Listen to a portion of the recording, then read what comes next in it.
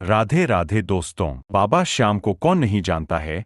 कलयुग के अवतारी श्याम बाबा। खाटू श्याम जी का मूल नाम बर्बरीक है। इनके पिता का नाम घटोत्कच और माता का नाम कामकंटकटा मोरवी है।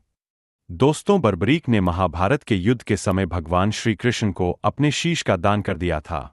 निस्वार्थ भाव से किए गए इस शीश दान की वजह से भगवान कृष्ण के आशीर्वाद के फलस्वरूप बर्बरीक ही अब खाटू श्याम जी के नाम से जाने जाते हैं और कलयुग में अपने नाम से पूजे जाने का वरदान दे दिया था, जो कलयुग में दिख रहा है। दोस्तों, क्यों मांगा था कृष्ण जी ने बर्बरीक का शीश। बर्बरीक की परीक्षा लेने के बाद कृष्ण उसके चमत्कार को देखकर और अधिक चिंतित हो उठे, क्योंकि कृष्ण तो युद्ध के नतीजे को जानते ही थे। उन्होंने सोचा कि जब बर्बरीक को कौरव हारते हुए नजर आएंगे तब यह अपनी प्रतिज्ञा की वजह से हारने वाले पक्ष की तरफ से युद्ध करेगा। अगर ऐसा हुआ तो पांडवों के लिए बड़ा संकट हो जाएगा, क्योंकि इसके तो एक तीर में ही इतनी शक्ति है कि यह दोनों पक्षों की सेना को समाप्त कर सकता है। अगले दिन कृष्ण एक ब्राह्मण के भेष में बर्बरीक के पास गए और उससे दान मांगा। बर्बरीक ने जब दान मांगने के लिए कहा तब कृष्ण ने दान में बर्बरीक से उसका शीश मांगा। बर्बरीक ने ब्राह्मण को अपना शीश दान में देने का वचन दिया, लेकिन उसने ब्राह्मण से उसका परिचय मांगा।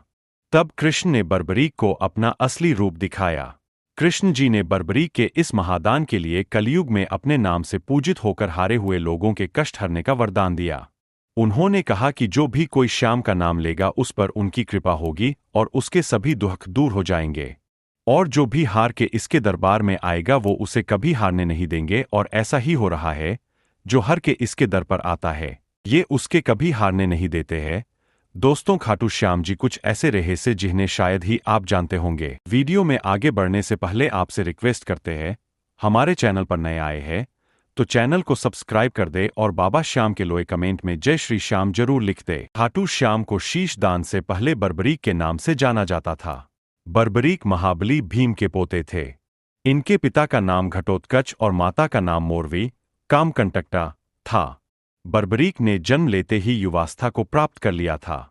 बर्बरीक के बाल बब्बर शेर की तरह घुंघराले होने की वजह से इन्हें बर्बरीक या वरवरीक नाम दिया गया। बर्बरीक राक्षस कुल में जन्मे थे। इनकी दादी हिडिंबा एक राक्षसी थी। बर्बरीक अपने पिता घटोत्कच से भी ज्यादा बलशाली और मायावी थे।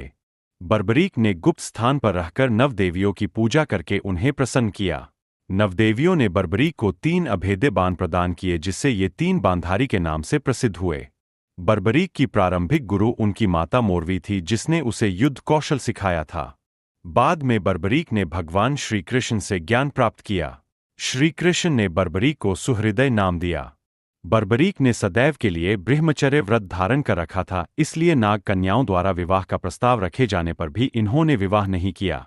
बर्बरीक अपने पूर्व जन्म में सूर्यवर्चा नामक यक्ष थे, जिन्होंने ब्रह्माजी के श्राप की वजह से बर्बरीक के रूप में जन्म लिया। खाटू श्याम बाबा यानी बर्बरीक को श्रीराम के बाद सबसे बड़ा धनुर्धर माना जाता है। खाटू श्याम को हारे का सहारा माना जाता है, यानी जिसे कहीं भी सहारा नहीं मिलता उसे बाबा श्याम सहारा देते हैं। खाटू श्याम का सबसे बड़ा मंत्र जय श्री श्याम है।